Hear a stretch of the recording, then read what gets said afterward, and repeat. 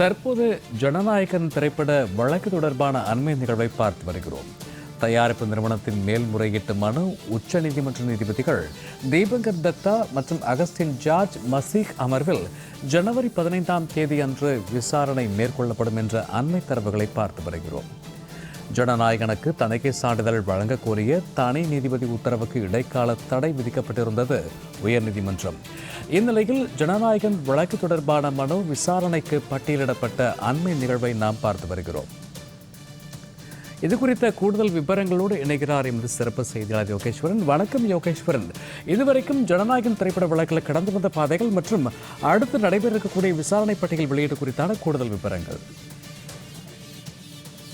சூர்யா, ஜனநாயகன் திரைப்படம் கடந்த 9ஆம் தேதி உலகம் முழுவதுமே திரைக்கு வர இருந்தது. ஆனால் கடைசி நேரத்துல மத்திய திரைப்பட தணிக்கை வாரியம் திரைப்பட தணிக்கை சான்றிதழ் வழங்குவதில் கால தாமதம் செய்ததன் காரணமாக ஜனநாயகன் திரைப்படத்தினுடைய தயாரிப்பு நிறுவனமான KVN புரொடக்ஷன் சென்னை உயர்நீதிமன்றத்தில் வழக்கு தொடர்கிறார்கள். வழக்கை விசாரிக்கக்கூடிய தனி நீதிபதி அமர்வு ஜனநாயகன் திரைப்படத்திற்கு UA சான்றிதழ் வழங்கி தீர்ப்பு என்பதை பிறப்பிக்கிறார். ஆனால் இந்த தீர்ப்பை எதிர்த்து சென்னை உயர்நீதிமன்றத்துடைய தலைமை நீதிபதி அமர்வுல மேல்முறையீட்டு மனுவை திரைப்பட தணிக்கை வாரியம் தாக்கல் செய்த நிலையில தனி நீதிபதி பிறப்பித்த உத்தரவு என்பது ரத்து செய்யப்படுகிறது, தடை விதிக்கப்படுகிறது.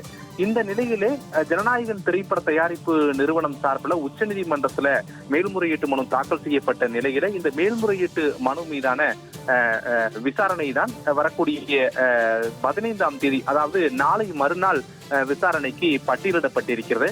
ஏற்கனவே இந்த வழக்குல உத்தேச பட்டியல்ல 15ஆம் தேதி 19ஆம் தேதி என 2 தேதிகள் அடுத்தடுத்து பட்டியலிடப்பட்டிருந்த நிலையில எந்த தேதியில விசாரணை நடைபெற போகிறது என்ற ஒரு கேள்வியும் இருந்தது. இந்த நிலையில் தான் உச்சநீதிமன்றம் நாளை விடுமுறை, நாளை மறுதினத்திற்கான விசாரணை பட்டியலை சில நிமிடங்களுக்கு முன்பாக உச்சநீதிமன்ற பதிவாளர் தரப்புல இணையத்துல வெளியிடப்பட்டிருக்கிறது. அதுல உச்சநீதிமன்றத்துடைய நீதிபதிகள் 2 நீதிபதிகள் அடங்கிய அமர்வுல ஜனநாயகன் திரைப்படத்திற்கான மேல்முறையீட்டு மனு மீதான அந்த விசாரணை என்பது விசாரணைக்கு பட்டியலிடப்பட்டிருக்கிறது.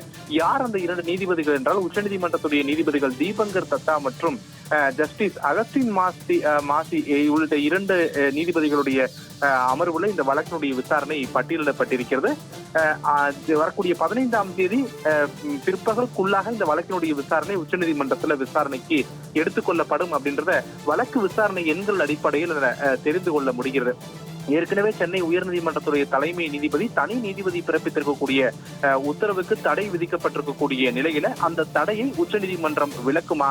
ஜனநாயகன் படம் பொங்கலுக்கு முன்பு திரைக்கு வரவில்லை என்றாலும் கூட மாட்டுப் பொங்கல் அன்று இது திரைக்கு வருவதற்கான வாய்ப்புகள் இருக்கிறதா? ஏனால் பொங்கல் அன்றுதான் இந்த வழக்கினுடைய விசாரணையை உச்சநீதிமன்றத்தில் நடைபெறுகிறது. ஒருவேளை பொங்கல் அன்று ஜனநாயகன் திரைப்படத்திற்கு விதிக்கப்பட்டிருந்த தடை என்பதை உச்சநீதிமன்றம் விலக்கக்கூடிய பட்சத்துல அதற்கு மறுநாளே வருவதற்கான சாத்தியக்கூறுகளும் வாய்ப்புகளும் இருக்கிறது. இது வழக்கினுடைய அன்றைய விசாரணையில் இருந்து மூலம் மட்டுமே நாம் உறுதி செய்ய முடியும். ஆனால் இன்றைய தினத்துல வரக்கூடிய 15ஆம் தேதி அன்று உச்சநீதிமன்றத்துடைய 2 நீதிபதிகள் அமர்வுல ஜனநாயகன் திரைப்படத்திற்கான மேல்முறையீட்டு மனு என்பது விசாரணைக்காக பட்டியலிடப்பட்டிருக்கிறது. அதனை அதிகாரப்பூர்வமாக உச்சநீதிமன்றத்துடைய இணையதளத்திலும் பதிவேற்றம் செய்து விட்டார்கள் உச்சநீதிமன்ற பதிவாளர்கள். வினோத்,